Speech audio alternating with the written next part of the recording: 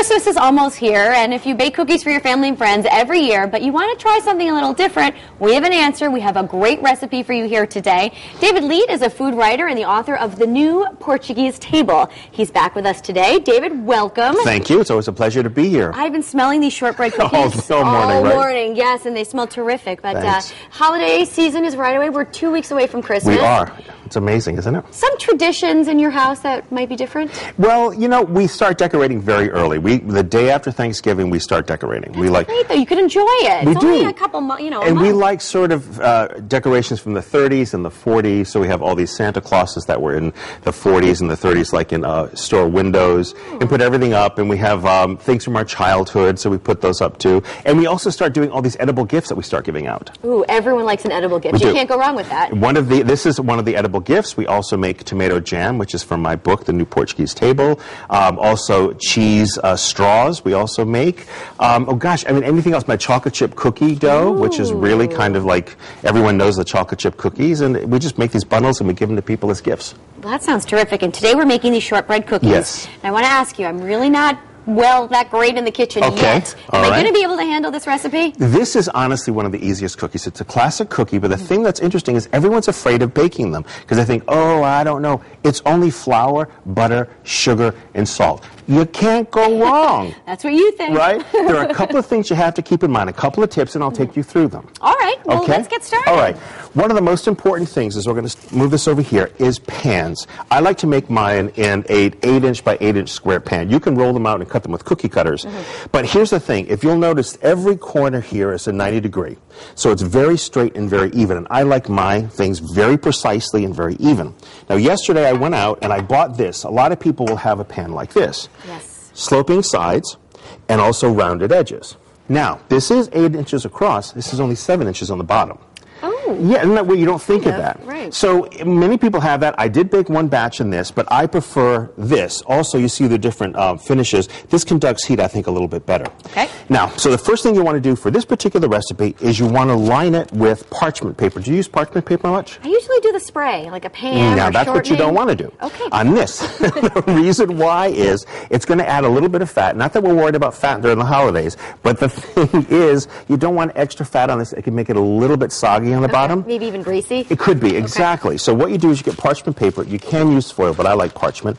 And basically you fold it so it's 8 inches, like this, and then you drop it in and you find the seams. And see, the reason why I like this pan is there's such really even seams. Yes. And you fold it, you bring it up and you fold it again, but you want to have extra. Okay. Because when it's baked, this is what you do is you'll just lift it out. Oh, And piece of cake. And the pan is completely clean. And you don't have to wash it. Exactly. The added bonus there. I like that, David. So that's a little tip. So why don't we switch and you go over here. Okay. Now what we have here, I did a little bit because I didn't want it 6 minutes of all this beating. That.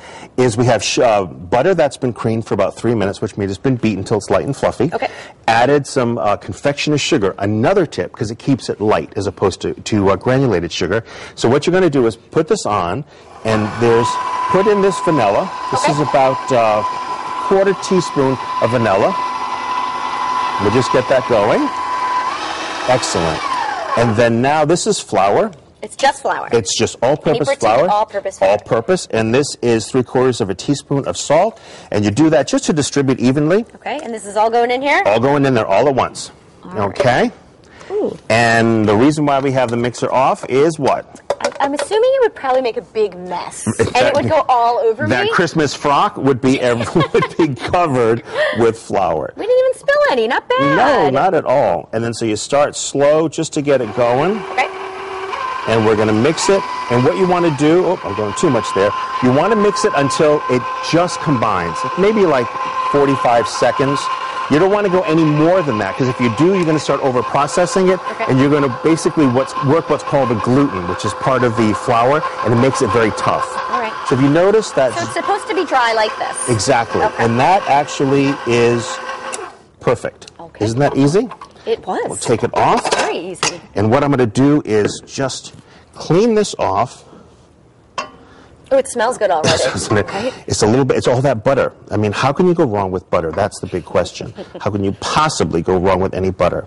And you see there's a lot of flour on the sides. Right. At home, what you would do is you would just scrape down a couple of times. We just did it quickly here for demonstration purposes. Okay. Scrape it all down, and then I have impeccably clean hands that have been just sanitized within an inch of their life. And what you do? They're cleaner than any utensil once exactly. you use the antibacterial. You put it in the pan, and this is where we do patty pat pat. Is you take your hands. I'll do it for you because you're all. Yes. You got that manicure going. Well. I got a mani yesterday. Yours look really nice too, though. Yeah. And you start to press, and you just gently press it. You're spreading it out evenly. Exactly. Okay. And you'll just keep on, just be patient with it. It takes a little bit of time. If it sticks, right now it's very sticky because it's been sitting in the light. You put a little bit of flour on your fingertips. And what you do is you'll keep on spreading it until you have that. It's really smooth then. Exactly. Okay. And then what you do is once it's smooth, you'll put it in the refrigerator. Because you want to firm it up, maybe like 10 minutes or so. All right. And then you'll cut them. And see, this is one of the narrower ones. So instead of 8 across, I'm only going to do 6. Okay. And this is called a bench scraper. You scrape a bench scraper. So you scrape like all of your flour or things up when you're working. This is what I like to use, but you can certainly use a knife. And you're going to get those nice even lines again. Exactly. Isn't that wonderful? And you do that. And you would go all the way across, and you would make 8. In this instance, we have 6. Okay. And then also, what happens is you have to have all the dots, which are part of the decoration of that. As you can see, we have those great dots over there. Okay. Now, if you use a toothpick, they're going to close up when they bake. So I just use my instant read thermometer. So you poke away. All right. David, we have about 40 seconds left. Okay. You know, we should mention that you have a great website. Yes, Leite's Culinaria. You can get there really easily by going to LC Cooks. That's it. Well, you have 4, I have 5. Let's come over here and do some tasting. How's that? Oh, we could do that. So how long would you put these in the oven They for? would go in the oven for 1 hour. Exactly. Don't peek, don't look.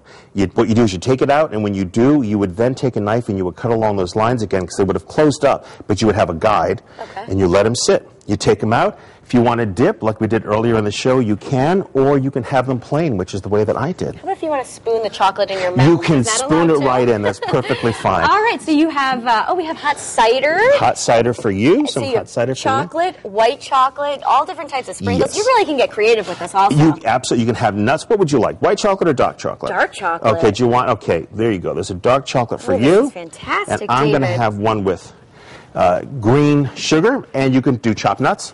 Ooh. You can do a little bit of cayenne pepper on top of the dark chocolate, just a tiny little bit for a little bit of heat. Lots of different things. Great. Cheers. Happy holidays. All right, and you can get this recipe on our website. All you have to do is go to WTNH.com and click on Style. I need to have a little bite.